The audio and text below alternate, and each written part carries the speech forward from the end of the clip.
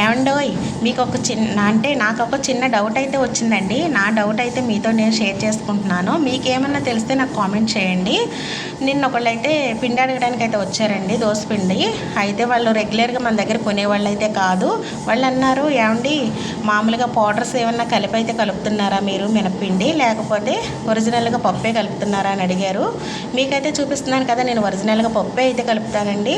ఇలా వీడియో కూడా మీతో షేర్ చేస్తున్నాను. దోసపిండి ఏంటి, ఇడ్లీ పిండి ఏంటి, ఇంట్లో ఎలా అయితే మేము చేసుకుంటానో అలానే చేస్తానండి. అంటే చాలా బాగుంటుందని చెప్పి అయితే చాలామంది వస్తారు.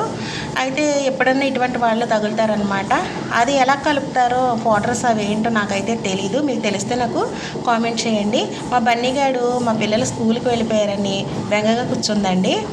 ఇంకా ఇడ్లీ రవ్వ కూడా నేను త్రిశూల్ రవ్వ అయితే వాడతాను, అదే కలుపుతాను అనమాట. మన ఛానల్ లైక్ చేసి సబ్స్క్రైబ్ చేయండి. బాయ్ అండి.